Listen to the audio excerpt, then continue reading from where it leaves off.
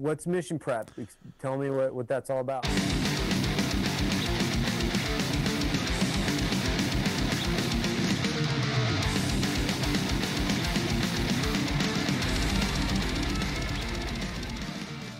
So today joining us, we have Brady Speth from Riton Optics. I guess we'll just go ahead and let you tell our listeners who you are, what your company is, and all that good stuff. Thanks for having me. Super excited to be on the podcast. So my name is Brady Speth. I'm the founder and CEO of Riton Optics. If you haven't heard of us, then get out from under the rock that you're currently living under and go to your sporting goods store and figure out who Riton is. We do optics. So we do binoculars, rifle scopes, red dots, anything to do in kind of the quote unquote outdoor optic world. Our forte is rifle scopes, but we do kind of the other side of that too with red dots and binoculars and kind of expanding into all outdoor optics and coming here shortly down the road. Awesome. Yeah. Cause I've been talking with Austin, who works with you, and he actually lives here, which kind of a small world, but I'm glad he set this up because I've seen you guys are hitting it pretty hard, like getting out there. I saw you guys were with guys at the UFC a couple weeks ago, and you guys are getting the word out there. That's good. Yeah, it's been a crazy thing. So we kind of a little background. Me and my wife started this company in 2015, 2014 now. Geez, time flies. We started it. I was an officer in the Capitol Police, and we can talk about that a little later. But started Riton, and yeah, man, it's been a whirlwind from those first sporting goods stores I walked into, like begging someone to please buy my optic, to now we sell all over the world, pretty much every continent but Antarctica at this point. So it's been a crazy 5-6 years. Yeah, it's cool to see people start up a business like you did and have success, because not everybody does. And you must be doing something right. And I think including like starting your own podcast and going on other podcasts, because not everybody does that. A lot of people don't even know what a podcast is still, you know? Right. So right. I like to see people putting themselves out there and kind of jumping into the 21st century. You know what I mean? Yeah. Go ahead. No, I was going to say, you're right. I've had a lot of people ask us like, oh, how's you guys' your blog going?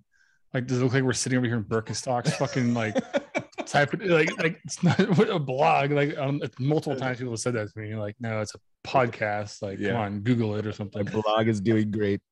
Yeah. How's your YouTube's going? Yeah. It's funny, man, because our industry is traditionally, and you referenced the UFC thing we did last week, or 2 weeks ago, whatever it is now. The shooting sports industry tends to be old school. There's a few companies out there that I feel like are understanding it and pushing forward into marketing like a lot of other industries are doing, but the shooting sports industry as a whole is very old school.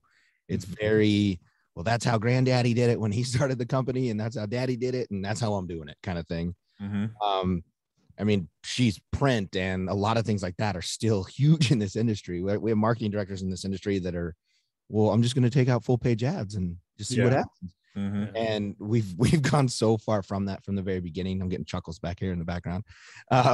Because that's just not my style, number one. And number two, that's, I don't know. I always feel like there's a better way to do something. That's why I started this company in the first place. It has been a journey. It's been a lot of stress and a lot of everything else that goes with trying to start a company. When I started this, I had a full head of hair and was 40 pounds lighter, but that's life.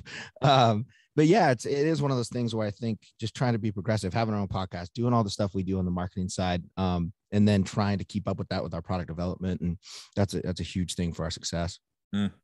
Yeah. And I think you're right in that industry, whether it's firearms or like hunting, outdoor stuff, it's an old school thing. And a lot of guys stick with that old school mentality, but nowadays you're seeing companies like yours who are not sticking just with old school stuff and kind of getting out there. They're having success.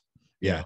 Like one of our sponsors, they're in the same industry, Adaptive Tactical. They make accessories for guns, and they're on Instagram. They're posting the reels. They're doing that stuff because nowadays that's what grabs people's attention. I know you guys do that too. I've seen your guys' like reels and TikToks and stuff. And I think it's cool that people are stepping outside of that norm and doing things like that. Yeah. Well, I see. I think a big reason, I don't know, I could be dead wrong. I'm not a fucking economist, but I think a lot of the big companies really got complacent and relied too much on their government contracts to hold them up versus actually abiding by real capitalist law, which is if you offer the best product and you deliver it the best way, you win, right? Right. But anytime you have something that's just like professors, is that professor going to give the best lecture, or is some guy who wants to get monetization on a YouTube channel give the best information? Of course, the fucking latter on that one, right? And that's how I feel with like all the optics companies. Like I didn't use the best optics on my deployments. I used obviously Leopold, like the LERTs and everything, and like the Swiss rangefinders and who made the stabilization binos. I can't remember who those were by. Those are fucking tits though. But all these guys just got complacent, and it really was never the best product you could get. It was who was buddies with who and got Leopold and Night Force and everybody else in there, but it wasn't their best products, And half of the shit, the Remington 300, I ended up using my second deployment. I was like, I made a comment like, throw this under a fucking truck tire. Yeah, this thing sucks. Like no offense to Remington, whoever liked that fucking 300 Win mag, but I did not like it. Yeah, No, I think that's a good point, and we talk about that a lot of as far as the complacency of and that's actually how that UFC thing came about. We have had a lot of big events in our industry canceled, NRA, SHOT Show, stuff like that, and it was at the end of the day, we sell a product, but we sell ourselves, right? So people buy our product because they like Brady, they like Austin, they like whoever else is on our team. Yeah. And then we make a really good product, right? Most people don't go in and just say, hey, those guys are assholes, but I love their product, let me buy it. Mm-hmm. So a big part for us is how do we get in front of people? How do we get our personalities out? How do we get our relationships built? And so that was kind of the UFC thing that came about, was let's grab, a rifle company, an ammo company, an optics company, 5 or 6 different companies that don't compete. Let's throw us all together. Let's go find a cool way to have a range day with a bunch of cool dudes. Mm-hmm. And that was an awesome event that we did. We're going to be doing what we call micro events kind of all over the country with this groups of people, just because it gets us in front of people, not at that huge level of a SHOT Show or of an NRA convention or something like that. Mm-hmm. And I think it's catching on, but that's definitely something that's been missed because like you said, it is a lot of these big companies do rely, and it would be hard not to when you're getting hundreds of millions of dollars worth of government contracts, right? It's easy to just be like, why are we marketing it at all? Right. Why would I even do that? The money's coming in and I don't have to do anything. Why spend money on marketing? So it is an interesting side of it when we are consumer driven and not really going after those government contracts because we want to stay in the consumer space. Mm-hmm. Yeah, absolutely. Well, and like you said, you're selling yourself as well. I think you're seeing that more nowadays with companies where you're seeing the personalities behind the companies and not just their products out there. And that's helping guys grow. And there's a lot of companies that we could mention that do that. But like, that's something when we started this podcast, Kevin and I were talking about, like, if we get to the point one day where we get sponsors, like, do we just accept people without knowing who they are just because they're going to pay us a couple bucks?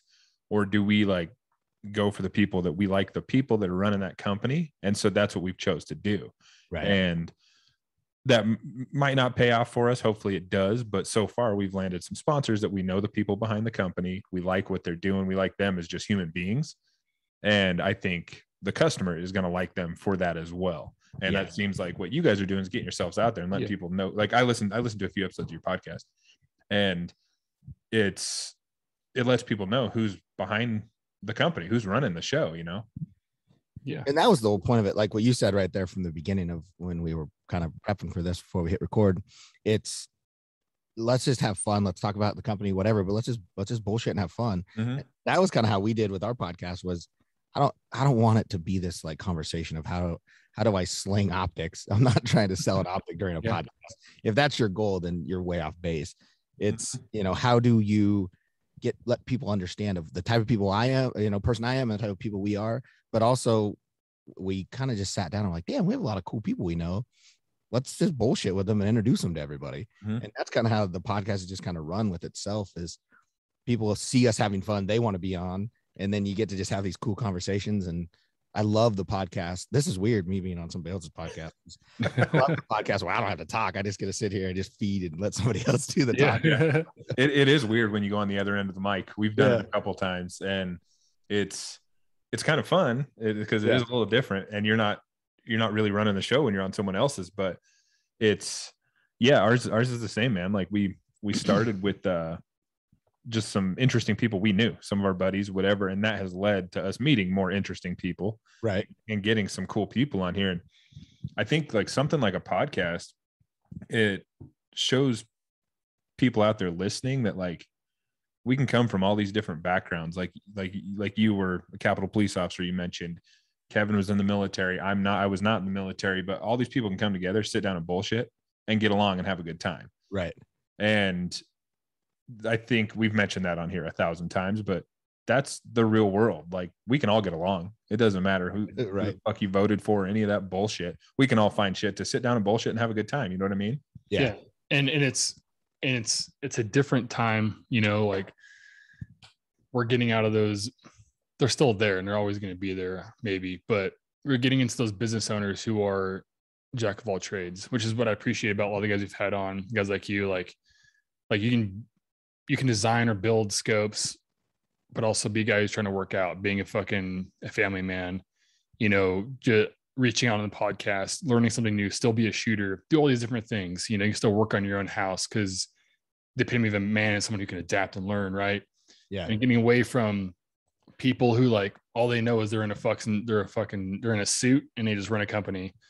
You know, getting away from people who are only good at one thing. It's so boring. You know, that's like, and that's who's running Facebook, by the way. It's a dude who just never had any life experience. Went from college to owning a fucking business. Now he monetizes everybody and shuts everybody down. He doesn't believe what they say. Now he runs the world.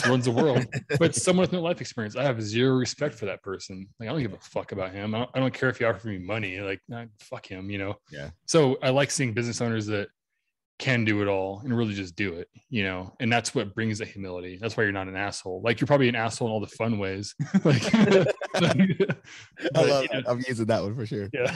An asshole in the fun ways. Yeah. But no, I like that because, you know, so when it comes to, sorry, I have to change. So I'm looking up your scopes a little bit.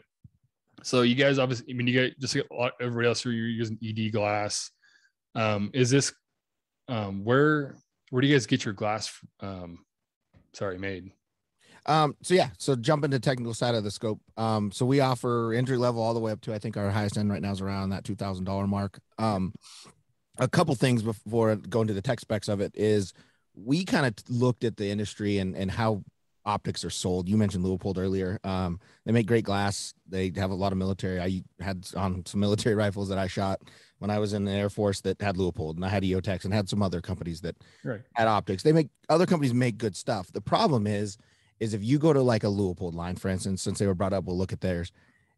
No one has a clue what XYZ 4719 model number is, right? So you get these consumers who go to try to buy something and they literally have no clue.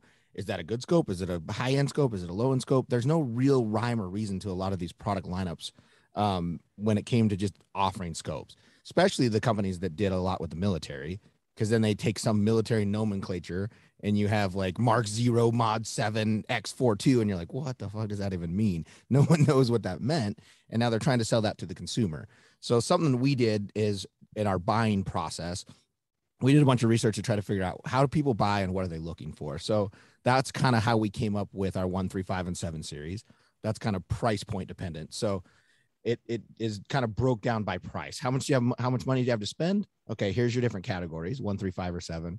And then we break it further down into hunting, which is our primal series, long range, which is our Conquer, and then tactics, which is our red dots and LPVOs. And then each category, each price point has each of those in it. So if you have $300 and you're looking for a LPVO, okay, here's our X3 line and here's our 1 to 8. So we really simplified the buying process when we came out with our new line about 1.5 years, 2 years ago. And that's been really incredible towards our growth because people can walk in and say, I want a hunting scope and I have $400. Okay, here's our 5 primals and here's what you have to choose from. And so that's been something that's really big for us. So with that, then those price points kind of determine what you get and the level of the scope. So one of the things we always talk about is we try to offer you and give you the best scope possible for the amount of money that you spend. Correct. If you got $200 to spend, you're going to get the best scope you can buy for $200. It has HD glass, it has parallax, it has whatever the features of that scope might be. There isn't a better one out there for that price point. Can you spend more and get a better one? Of course. But if you only have $200 or $300 to spend or whatever your budget is, we'll give you the best scope for that budget. So with that, we source our glass. All of our glass and our aluminum comes from Japan. And the reason that's important is the Japanese forever have made really good quality glass, and it's consistent. And then aluminum is interesting because right now we're kind of going through this weird shortage of it in the world. But aluminum is interesting because our scopes are made out of 6061 T6 aircraft grade aluminum. That isn't necessarily the same scale around the world, right? Correct. So you can go to, I don't know, pick a country, Argentina, and get 6061 T6 aluminum. That is going to be different than what you get out of Japan. It might be better, it might be worse, but there's no real level that says everything has to be this grade of aluminum. So something that we've done from the beginning is source our aluminum from Japan and our glass from Japan. So that way we know the quality that we're getting before we do anything else. So control the raw materials. And then we use that same glass and aluminum in all of our scopes. So if you buy a $200 entry level 3 to 9 from us, you're getting Japanese HD glass and you're getting high quality aluminum. And then we final assemble our lower ends in China. We final assemble about $600 and up in Japan. And then we do have a US assembled line, our Patriot Optic line. So it just depends on how much you want to spend where you kind of get that final assembly. So, but for us, it's the glass quality. That's the first thing everybody looks through. That's what makes a good scope versus a bad scope. So that was one of the things at the very beginning that I wanted to control. Right, and that's good. That's what I was getting to, because I appreciate that. Like, I honestly like Japanese glass and German glass. You know, I don't like the glass that comes out of Taiwan, and there's too many defects. Incidence of refraction is not always equal when a light is shining through it. Like, right. But it usually is in Japan. And Japanese glass, Japanese guitars, I mean, all their shit they make is pretty fucking cool. But like, yeah, and I like the simplicity of it, because we've been coming through this phase in life over the last 10 years, I would say now, or close to, simplifying things and to do better versus convoluting it and making like, okay, like, you know, Vortex has like, you know, 28 different styles, but the glass is different in all of them, but one of them's high-end glass on a shitty fucking outpost, the other one's got a good post on good glass, and you just convolute it and you don't know. It becomes ambiguous. That's a good word for it. Yeah. And then you don't really know. Then you shop yourself out, and then you don't buy it. Yep. But it's like, well, now you have these options in front of you. This is exactly what they are, but they start with good glass. Now it's like, okay, this is making it easy. I'm gonna go and buy this. You know what I mean? And that's, I think, a very awesome model, because I completely agree with that model. So, yeah. Well, and then we have other options if you want a higher end turret, if you want, you know, so as we go through those lines, what you're paying extra for is not necessarily the glass. You're paying extra for how do the turrets track? How do they feel? Yeah. Is it bronze? Is it stainless? Is it brass? Is it what type of materials being used in the turrets? What type of zoom, you know, magnification ranges do you get? And what type of illumination do you get? Different things. So there's added on features once you get out of that. But if we can control that baseline, which is what I'm huge, controlling that raw material baseline, then all of a sudden you can pick up my scope against anybody else's for the same price, and you can immediately see a better glass quality. Yeah. Yeah. And do you shoot, sorry, are you shooting in mills, or are you like in hold off, or using minutes? I do both. Because no scope stays on any of my guns for more than a week or two before somebody steals it. Okay. I do both, honestly. So I learned MOA. I mean, shit, I grew up in Montana hunting. I learned how to just hold on the shoulder and pull the trigger. So yeah, I didn't know any of that fancy shit. And then I was in the Air Force, so that definitely didn't help my situation out. That didn't exactly teach me shooting in the Air Force. So I've kind of learned over the last 10 years or so. Because of owning the company, I shoot both. I'm comfortable with both for the most part. I think my default is probably MOA, just because that's what I grew up. Most scopes until about 10 years ago were pretty much MOA when in the consumer market. Mills definitely made a lot more run. I think a lot more vets getting out and a lot more people that are trained on mills have made that a lot bigger as of late. But in the past, it was always only MOA availability. Okay. Yeah, no, I learned on MOA in sniper school, and it was right. It was pretty much right after when we switched to mills. Yeah. On the Mark V with the Horse 56, 57, whatever, Force 56. No, 58. Jesus Christ. So Horse 58 reticle, which was a convoluted mess in and of its own, but it was super fun to shoot. Like, we're going to use a stair step method for someone's head, but this dude's head has a fucking Burke on it. So now it's not 12 inches anymore. So now we're going to be off. We do that for Snapchat. How do I measure this? like, yeah, I don't know. So it's like, but it's still fun to do that. Yeah. And being like, I'm getting ready to graduate in the physics program right now at BSU. So everything we do is SI units, you know what I mean? So I hate every range you go to. I've got to convert everything. And like, I honestly appreciate kilometers and meters way more. It's so much easier. Right. And I don't have like having to convert my units like 25.4 times your height in inches. You're basically converting SI units. Like, why do I have to do that first? Because everyone wants to work in yards here still. Yeah. Because it's not easier. And it's easier to do the math when you are in SI units, as long as you've been trained at least at a fundamental level.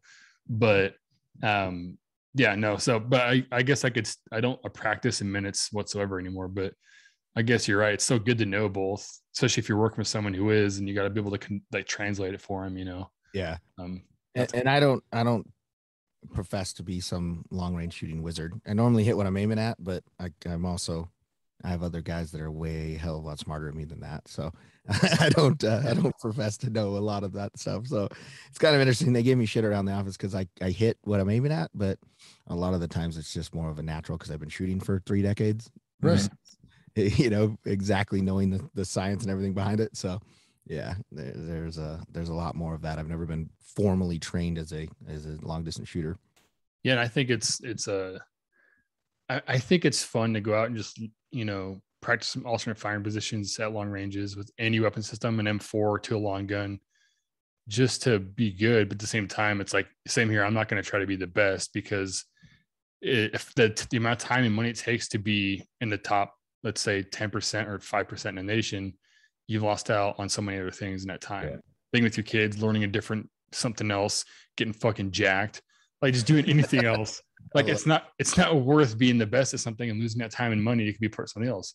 Like it is hard with that. Like especially the balance. Like I have 2 small kids, 9 and 6, and obviously Riton is my largest child that I have to deal with on a daily basis. No offense back there. It is, man. It's all consuming, and it is hard because I love being successful at things. I'm not the type of guy that's like, oh yeah, I'm gonna go half-ass this. You know, right? But then you hit the nail on the head right there with time, man. It's so hard to try to, oh man, I got to get a workout in today, and then all of a sudden it's 8 o'clock at night, and you're like, holy shit, I just want to sit down. I completely missed my opportunity to do anything today, and so it is one of those things where I'm trying to teach myself. I was so regimented through growing up on a ranch, and this is the times we do things, and then the military, and then law enforcement, and now as a business owner, I find myself like, wait a minute, I can actually take a few minutes. No one's going to bitch me out if I go work out at noon. I don't need to ask permission from anybody, but I get so regimented in my day, and time is that one thing that, like, man, I'd love to be one of the best shooters in the world. I have 0 time to actually do that. And so then I got to be okay with myself of being, okay, I can hit what I'm shooting at when I'm hunting. What's the reality of level versus time that you have to invest, you know? And that's a hard thing to come around to. Well, it is. Time. Go ahead. I was gonna say that's why I came around to that, you know, kind of conclusion a few years ago. And so when you do go shoot, right, you're doing what's absolutely applicable, not what looks hot. You know, right. Like I honestly might confirm my zero in the prone, but I'm not shooting from the prone. So I'm never gonna fucking shoot from the prone. I'm shooting from an uncomfortable, shitty position. Right. And if I'm pistol shooting, it's uncomfortable from an awkward position or moving. Granted, you have to have the fundamentals down first, but you can't just go just to blow time on that when you're like, what do I need to work on that's applicable for now? Yeah. You know, am I going to have to shoot out of my vehicle? Whatever it is. And so it's really just about being smart. You know, if I need to be fitter, what is the best way to get fit that can do in an hour? Right. Yeah. Without having to put in a lot of recovery, like training with heavy ass weights and shit. Right. Like you can row and do fucking a bunch of push-ups and pull-ups and dumbbell work and be just fine. Yeah. You know, it's amazing how I've tailored it that way of like, man, I really want to lift some heavy weight. And then you're like, well, I got shit to do tomorrow. I can't just be sore as shit. Yeah. Right. I'm not going to be able to walk tomorrow. So let's be functional. Yeah. No, time management, man. I've talked about that on here a bunch too. That's something I'm super interested in, is especially when we have guys on here who are far busier than I am. And I'm a pretty busy guy, but we've had guys on here, like including yourself, who have so many different things they're doing. And I'm always curious, like how, because you got to fit, you got to fit your job in there. You got to fit the family in there, the wife and kids, the recreational activities you like to go do. And that's something it's a battle with me all the time, is trying to figure out like, okay, when can I fit this in here and make things work, make sure I'm there to pick up the kids from school, make sure it's an interesting thing to me, just how, especially the busier someone is, like, how the fuck do you have time to do all the shit you guys do? Like, the hard thing is, and I've noticed this, is I don't have any clue when people start talking about whatever the latest and greatest TV show is, or hey, if you watch this or if you watch that. I have no clue. I don't watch TV. I don't. So I realized, and you really prioritize things, and you just start kicking that shit out that doesn't matter. And TV, for instance, doesn't matter. So, I was listening to your guys' podcast as I'm driving into work, and things like that is how you just have to prioritize those hobbies that don't really matter, that were kind of fun. Those go by the wayside. I haven't had a round of golf in a year that I've really played, because my kids play golf now. So now when I go, I'm helping them, and I'll play 2 or 3 holes with them. I haven't had a guy's day where I played 18 holes and drank some beers, and I can't even remember how long. So it's really hard. And you have to have an amazing, understanding wife, which is first and foremost.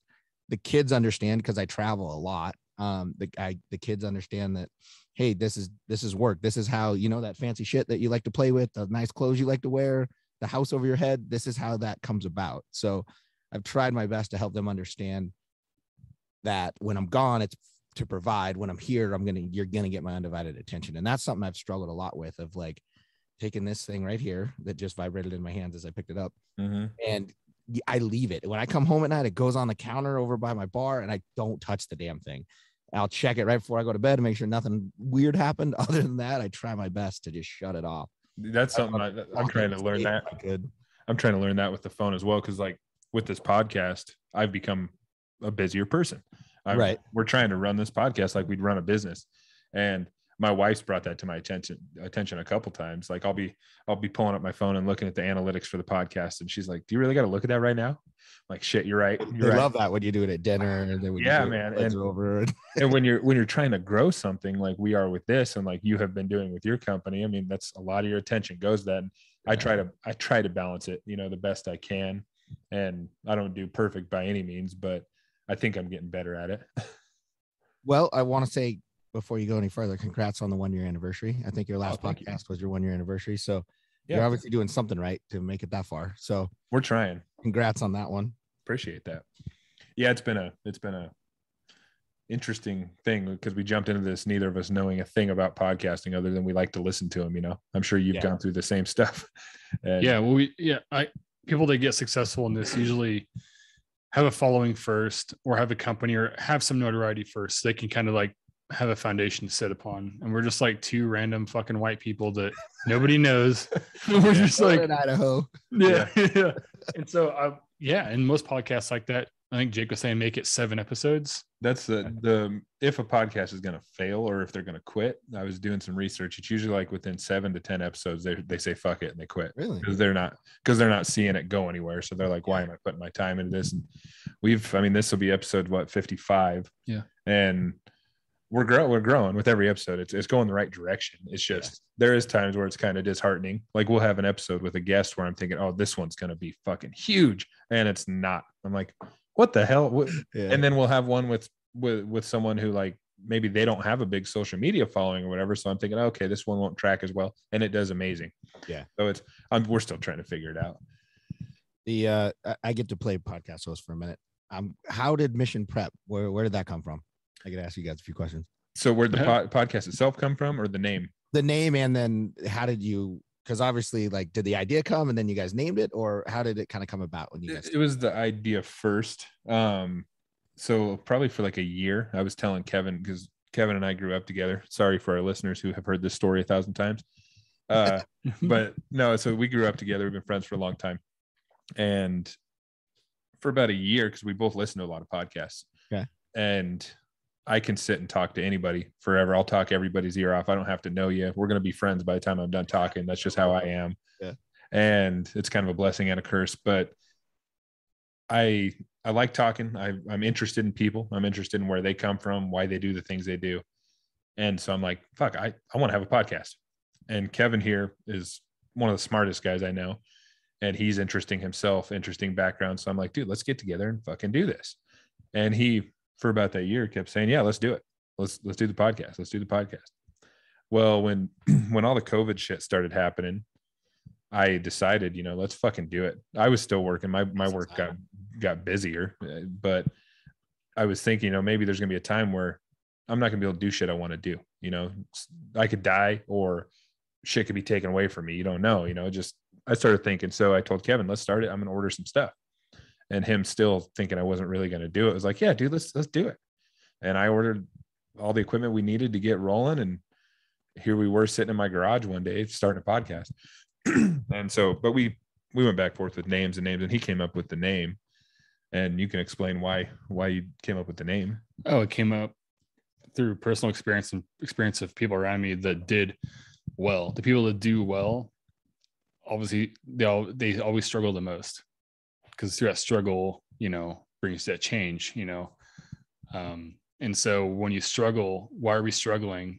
It's usually because we have a hard time like pushing our own path or writing our own op orders. So that's where mission prep comes from. It's like, what are we prepping for? To be a better person, to apply more struggle, to get more fit, to eat better, to be more healthy, to be more available emotionally to our kids or our families. Like everything is in preparation for some sort of mission. So it's not like mission as in like, we're going to kick down doors and be fucking, knuckle draggers, that whole shit. But it's like, no, just anything's a mission, Now it's just get up and go fucking do some gardening in the morning. What do we need to do to get your ass up and do it? Mm-hmm. And love it, man. That's awesome. So that's why we talk about everything. And it's not, just a bunch of questionnaires, because like, oh, how do other people manage these struggles and push through this and get up every day and do this? Like, you just find who the person really is at a core, like fundamental level. And all of a sudden people are like, yeah, I want to buy their product because it's an awesome person. Yeah. And it's just weird how we happen to find a lot of people that have these attributes about themselves that align themselves more towards the right, I guess. And that's like, we didn't have any aspirations of like, oh, we just want to talk to two-way people and all this other shit. Not whatsoever. But I don't want to talk to someone who's just all about like politics and all about fucking like, oh, poor me, everybody else is against me. They're usually not on the right side of it. Well, you know what I mean? That's on either side of the coin too. Like because we have had a lot of gun guys and stuff on here, and neither of us are like staunch conservative Republicans. No, we're not. We've talked about that a bunch of times. We're pretty down the middle on most subjects, but we're interested in things like guns. So that's one reason we've brought on a lot of guys that are in that world. But I don't know. That's why I was saying earlier that people can have different views and still sit down and fucking talk with each other and have a good time and not hate each other because they think something different. Right. And I think like, because we've had people, conservative or liberal on this podcast who everybody gets along and everybody that listens seems to like them no matter where they come from. Right. And no matter what their political, because we also don't like to get into talking about the, political views of a person on the podcast, because there's enough of that in the fucking world. You already see it every day. Someone's just like, I don't watch TV. Yeah. Exactly. Yeah. I think especially over this past couple of years, people have had enough of politics and people crying about whether their president won or didn't win and all this shit. It's like, we don't even touch on that at all, because I don't think anybody wants to hear it. You know what I'm saying? I'll mark politics off of my to talk about list. Yeah. No, it gets brought up usually on the periphery of the podcast. Like if I had people that from, they're go to school with me and they've listened or whatever, and like, oh, that's cool. Like, yeah, we're not really, we don't like guns or anything like that. And like, okay, like we prefer to like vote against that. And this is actually one guy who's been in a few classes with me. I'm like, well, dude, like that's your own opinion. That's cool. Like that's not what the podcast is about. Yeah. And second of all, like, because he always brings it every time we hang out, whether it's podcast or not. And I'm like, I think he's from like Seattle or something like that, California. I'm like, dude, they don't change. People have lived this way a long time. Just they have in Arizona. Like, don't come here and try to like change the way it is. Just go somewhere else where it's already that way. Like, I don't understand, like, because it gets brought up a lot, you know, and by multiple people. Like, so I guess we have kind of like filtered ourselves through a lens that looks maybe more right than it is, more right wing than it is. But really, it's just that we like cool ass people, and a lot of them own businesses. A lot of people that own businesses don't like get to get their shit fucked with, so they vote right. Like, go figure, you know. I think that's funny because I was talking about I can't remember what podcast we were talking about, but it is funny. The majority of business owners, unless you're that super, you talked about Facebook earlier, but the companies that kind of make up the majority of companies in America, if you really look at the ownership, and I'm not quoting any facts or anything, just the people I know, but if you really look at the ownership of those companies, they're by and large conservative. Yes, because when you work your ass off 20 something hours a day, every day of the week to try to build something, and then you take on employees, and then now you're responsible for them. And then you start having this big thing around you that you grew from nothing.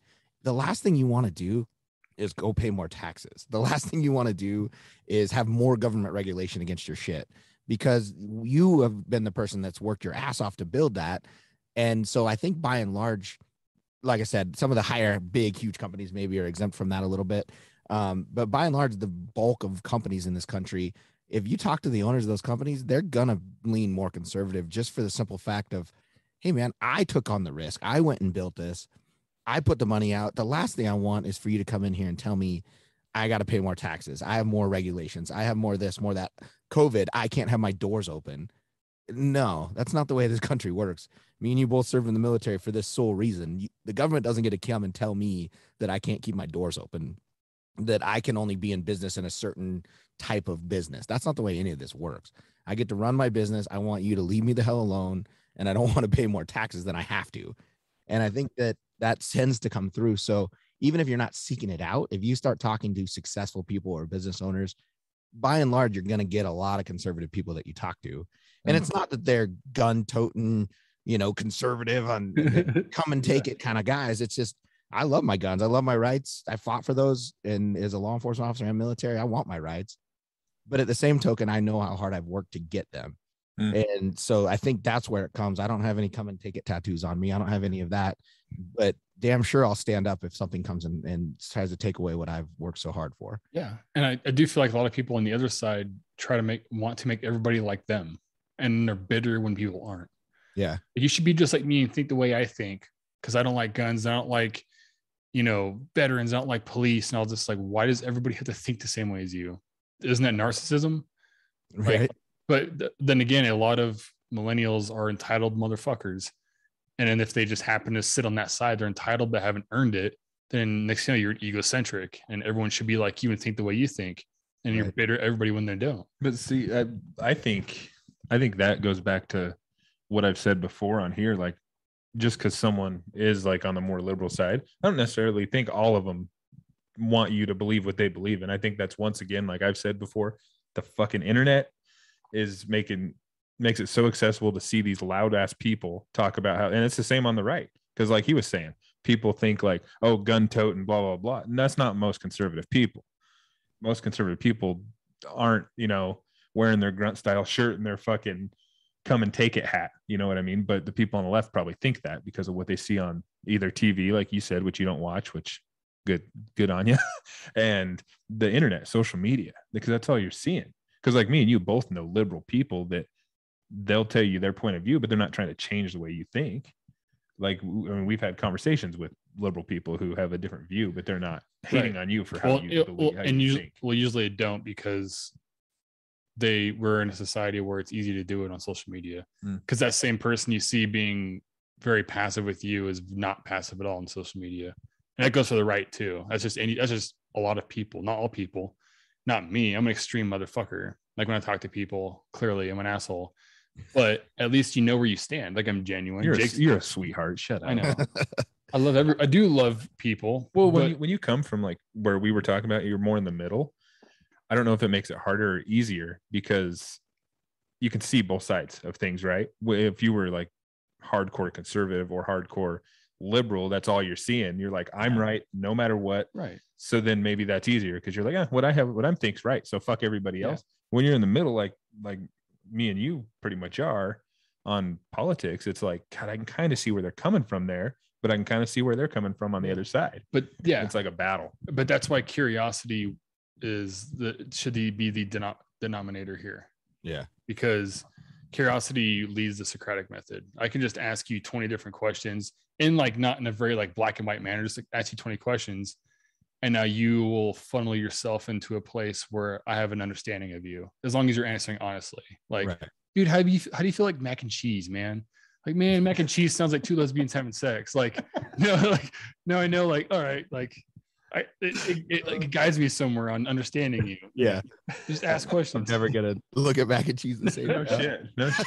So I guess that's our political talk for the episode. Yeah. We'll just call it the mac and cheese. Oh, so yeah, we do. I do want to go back into like your military career and your law enforcement career. How long were you in the military for? I was in for just over 5.5 years or so. Okay. What year did you join? 2003. Okay. Jeez, that was a long time ago. God, you're an old man. I know, right? What happened? Now we just sound like a bunch of old guys sitting here bitching about a new generation of. I know. Kevin's over here yelling about millennials. And I'm still like working on my coffee. It's like 2:00. Yeah, I joined in 2003. I was, and I always give this caveat, I was in the Air Force. I was an air traffic controller. People think because I own an optics company, I was some high-speed dude or something like that. I was not. I did this. I had headphones on and I talked into a microphone to airplanes. So, so I did that for a little over 5 years. And then I deployed once to the Middle East. And really didn't get anything fun out of that. It was cool to go, but once again, I was didn't get to go do anything fun that I would consider fun. And then I got out, I got my degree from Arizona State, which is a big thing I don't talk about because I live in Tucson now, and University of Arizona, they're very, very angry here. My wife went to University of Arizona, so I got to deal with that shit every day. So yeah, I got a degree in business and entrepreneurship. I kind of knew I always wanted to start a business. I just didn't know what. And then I actually kind of missed the whole brotherhood, quote unquote, of the military.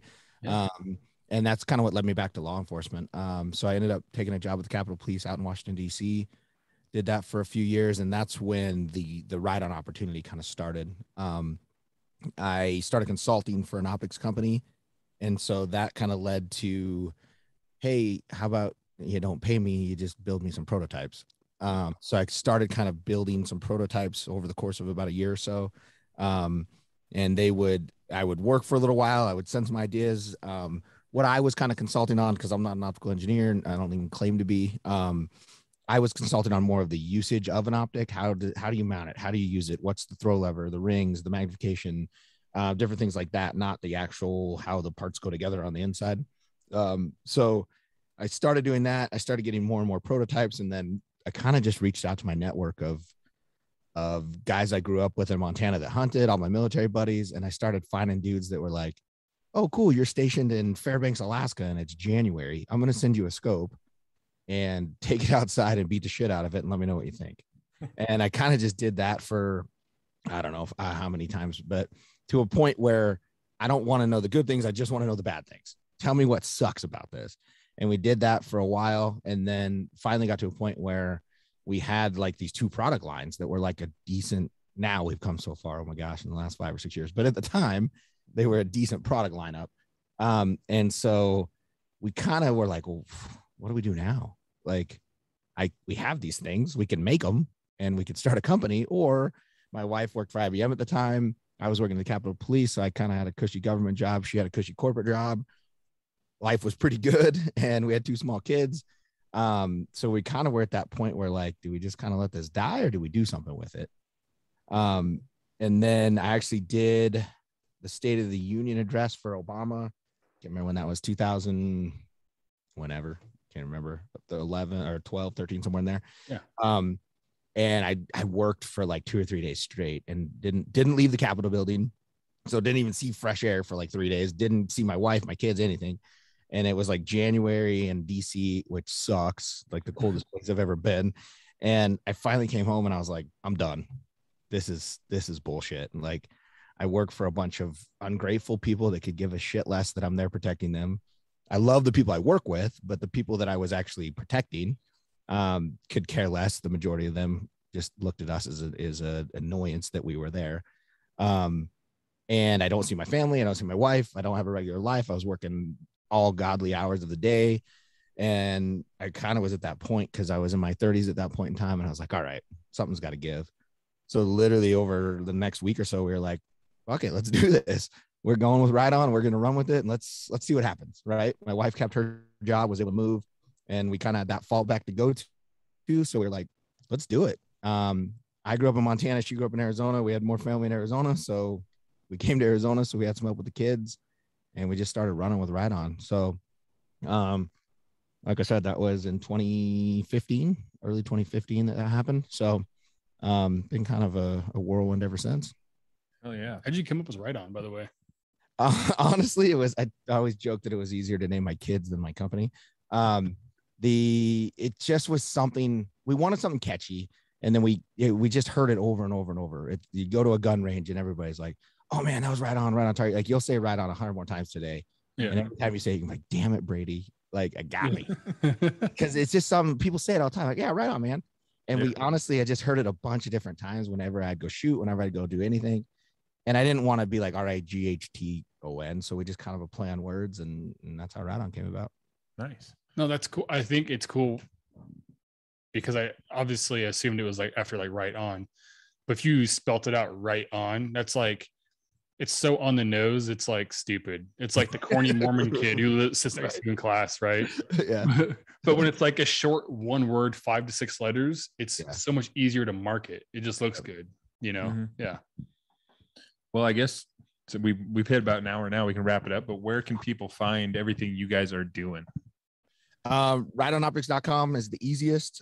Go to your local sporting goods store, go to the local gun store. If they don't have it, tell them to get in contact with us because we can stock it. We can get it to them. But honestly, the best thing, and I'm going to take a second here if you guys don't mind, RitonOptics.com. We have an incredible thing in there called Riton University.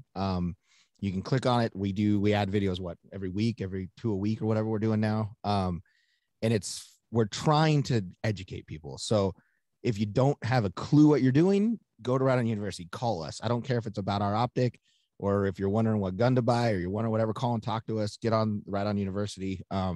It's a big thing we've been pushing as far as an education level to try to get people to understand and get into the shooting sports. We had 7 million new gun owners last year. People are uneducated. They're walking around with guns. Right. And I'm all for everybody carrying a gun, but get some education behind it. So for sure, Riton University is on there. That's a big one. Obviously, we do our own podcast, the Riton Podcast, and then any social media channel you can find Riton Optics. Cool. And I'll link all of that in the description for this episode so people can find out what you guys are doing. And I agree. Education for firearms is needed especially when there's that many new gun owners. Right. Yeah. So cool, man. Well, I appreciate you coming on and doing this. This was cool. We'll have to do it again someday, probably. Perfect. Yeah. I'd love to anytime. All right, man. Well, we appreciate you. Cool.